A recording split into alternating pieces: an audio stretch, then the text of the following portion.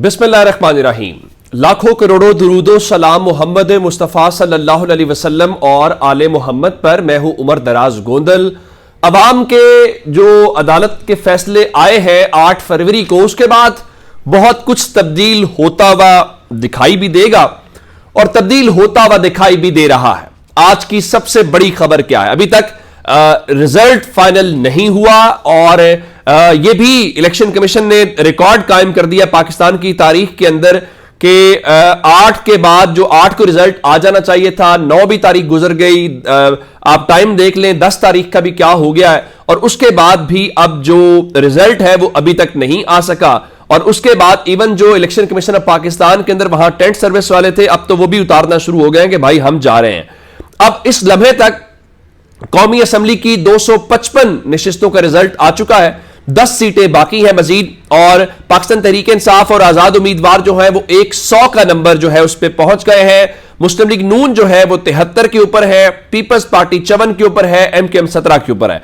इसका मतलब यह है कि पाकिस्तान तहरीक इंसाफ बड़ी वाज़ेह मेजॉरिटी के साथ कौमी असम्बली में इस लम्हे तक मौजूद है। पंजाब असम्बली की बात करें तो 290 सीटें 296 में से रिजल्ट आ गया है।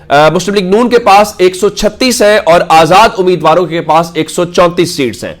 खैबर पख्तूनख्वा में कोई करीब करीब भी नहीं है, 110 सीटों का नतीजा आ गया 113 में से। आजाद उम्मीदवार तहरीक इंसाफ के 88 के साथ, JUI फेस 7 और मुस्लिम लीग नून 5 सीटों के साथ आगे है। इस तरह से वहां पे क्या कहते हैं कि सिंध असेंबली के अंदर 83 सीट्स के साथ पीपल्स पार्टी सबसे आगे है, कोई उसके करीब भी नहीं है। लेकिन अब वापस चलते हैं कि जनाब इसमें बड़ी खबर या खुशी की खबर क्या है। आप जानते हैं कि इलेक्शन से पहले एक जल्दी थी, 12-12 14-14 घंटे के केसेस की यूं समातें चल रही थी और ख्याल था कि इमरान खान को सजा देंगे, लोग मायूस हो जाएंगे, इमरान खान को वोट नहीं देने निकलेगा। लेकिन सब उलट हो गया। लोग निकले, लोगों ने इमरान खान को वोट किया और अब परेशानी बहुत ज्यादा है। अब अंदाजा करें, इलेक्शन 8 तारीख को था और आज इमरान खान और शाह महमूद कुरैशी के जो 9 मई के वाकयात हैं, 12 वाकयात को लेकर 12 मुकदमात जो इस्लामाबाद की इंसदाद दहशतगर्दी अदालत के, रावलपिंडी की इंसदाद दहशतगर्दी अदालत के अंदर थी, वहां पे उन दोनों के केसेस जिसमें इमरान खान थे, शाह महमूद कुरैशी और दीगर के अंदर पहली खुशखबरी यह है कि इमरान खान की उसमें जमानत मंजूर हो गई है। अब आप जानते हैं कि 9 मई को लेकर यहां पे कहा जा रहा था कि अब इसके बाद जो है अगला हतमी केस जो है वो 9 मई है और 9 मई में इमरान खान को सजाएं देंगे। लेकिन आज का सबसे बड़ा ब्रेक थ्रू यह है कि इंसदाद दहशतगर्दी अदालत ने उनको रिहा करने का हुक्म दिया है, और जबकि हुकूमत की तरफ से इस केस को मुलतवी करने की इस्तदा की गई, लेकिन अदालत ने रिकॉर्ड के मुताबिक जो है वो जमानत की दरखास्त इमरान खान को दे दी है। और इस तरह से दूसरी जानिब जो शेख रशीद है उनकी जमानत भी मंजूर हो गई है और शेख रशीद जो है उनकी रिहाई भी हो गई है। इधर जमानत मंजूर हुई और उधर रूपकार जारी हुई। इलेक्शन से मुतालिक शेख साहब कह रहे थे कि मैं तो जेल में था, मुझे तो कुछ पता नहीं चला तो मुल्क में क्या चल रहा है। लेकिन आप हैरान इस बात के ऊपर होंगे कि इमरान खान की मुलाकात उनके वकला के साथ हुई है, जिसके बाद सलमान सफदर जो है और उमैर न्याजी उन्होंने अब से थोड़ी देर पहले मीडिया से गुफ्तगू की है। उन्होंने क्या कुछ बताया है ये बहुत ही दिलचस्प है। एक तो जब इमरान खान आए हैं तो उन्हें तमाम चीजों का इल्म था और उनके मुताबिक इमरान खान ने डॉन अखबार पढ़ा हुआ था और तमाम हालात से उन्हें बखूबी आगाही थी।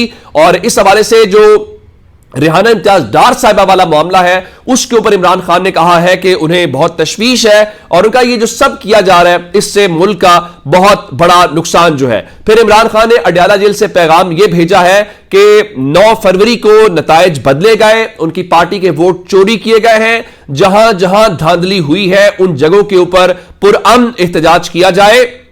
और इमरान खान ने कहा कि इलेक्शन से पहले भी धांधली की गई, इदारे कमजोर किए गए हैं, मुल्की मईशत की बेहतरी के लिए तमाम लोगों को इकट्ठे बैठना होगा और इदारों को, मुल्क के जो इदारे हैं उनको मजबूत करना होगा। और इमरान खान ने कौम को मुबारकबाद दी है। तो आप सबको इमरान खान की जानिब से इलेक्शन के हवाले से मुबारकबाद। उन्होंने कहा है जी कौम खड़ी हुई, गुलामी को नामंजूर कहा, तहरीक इंसाफ के हक में जिस तरह लोगों ने वोट डाला उसकी मिसाल नहीं मिलती, कौम के मैंडेट का एहतराम किया जाए।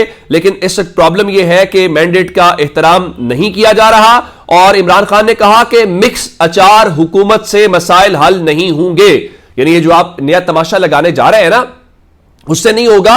और उसके बाद उन्होंने कहा कि 50 सीटों पर کوئی کیسے حکومت بنانے کا اعلان کر سکتا ہے. یعنی وہ نواز شریف کی کل کی وہ سو کالڈ وکٹری سپیچ کی بات کر رہے تھے اور انہوں نے کہا کہ اداروں کو عوام کے مینڈیٹ کا احترام کرنا چاہیے. اور پھر عمران خان نے یہ کہا کہ میں نے تو کسی دن نہیں کہا کہ میں تھک گیا ہوں یا مجھے جیل سے نکالے.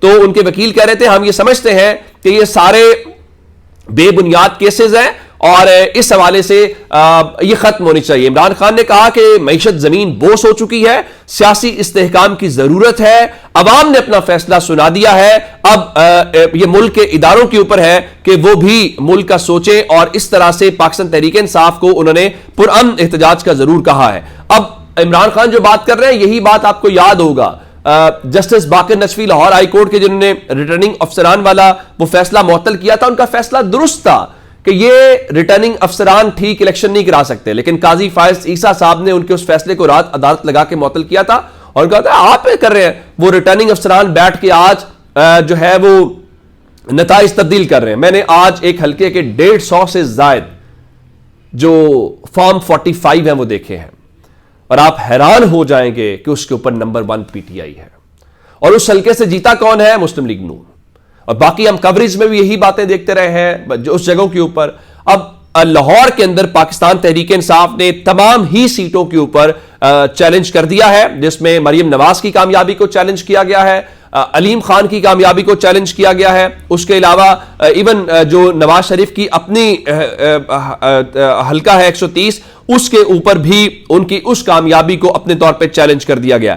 اب اس سارے عمل کے دوران آپ حیران اس بات کے اوپر ہوں گے کہ انٹرنیشنل آوازیں جو ہے وہ بلند ہو رہی ہیں.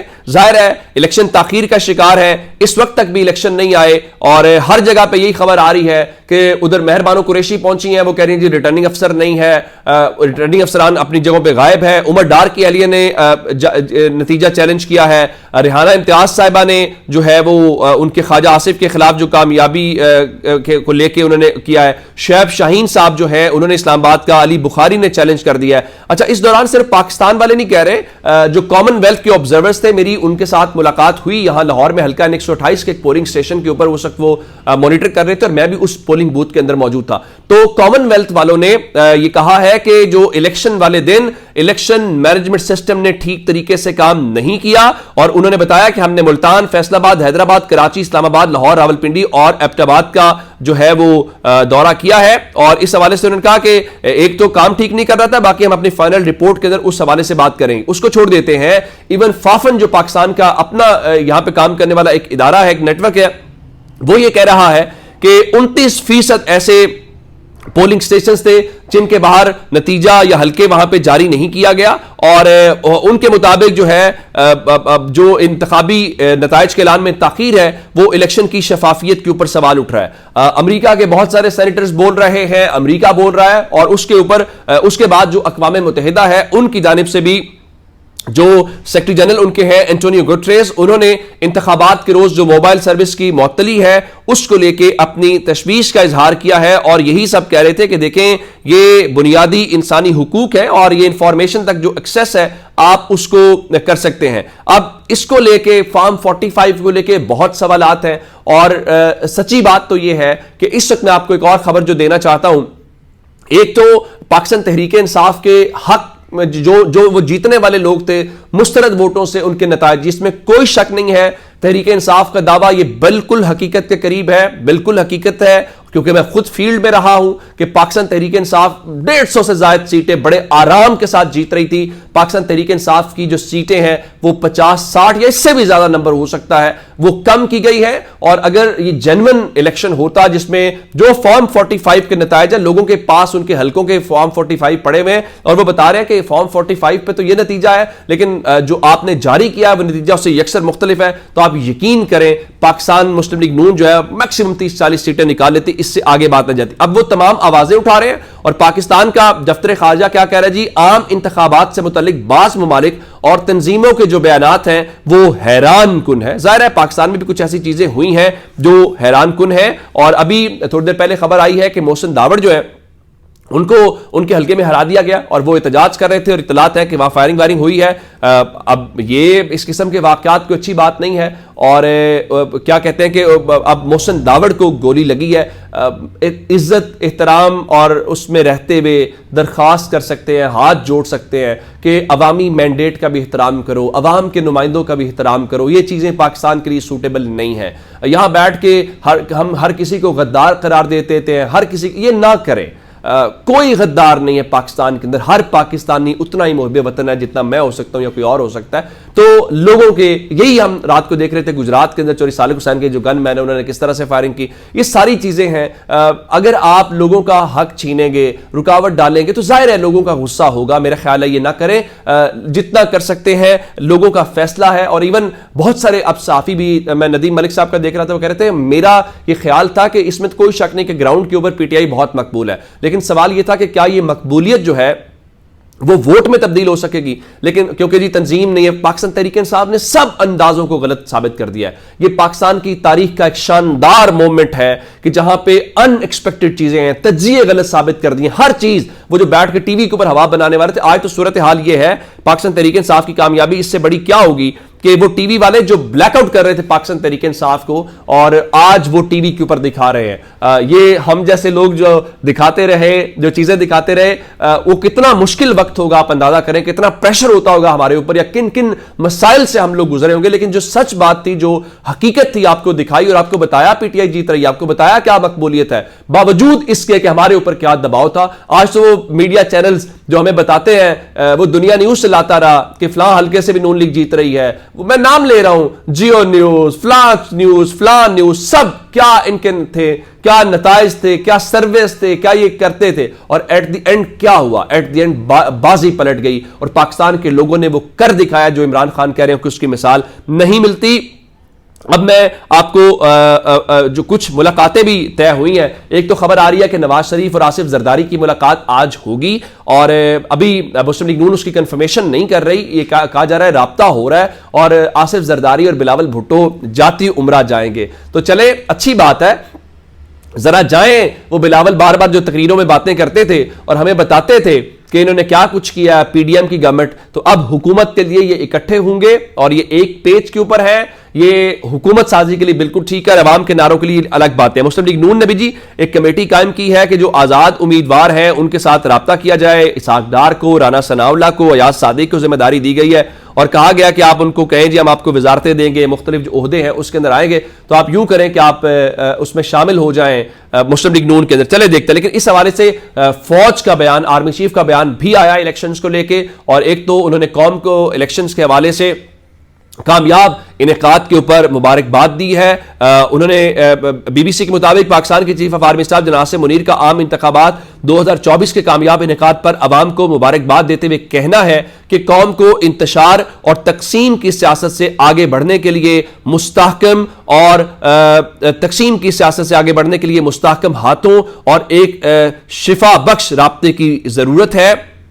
انہوں نے کہا کہ تمام جمہوری قوتوں کی نمائندہ متحد حکومت پاکستان کی متنوع سیاست اور تقسیمیت کو بہتر طریقے سے پیش کرے گی. انہوں نے کہا کہ تقسیم اور انتشار 25 کروڑ والی آبادی والے ترقی پسند ملک کے لیے موضوع نہیں ہے. انتخابات جیت اور ہار کا مقابلہ نہیں ہے, بلکہ انہوں نے کہا کہ عوام کے مینڈیٹ کے تعین کرنے کی ایک مشق ہے.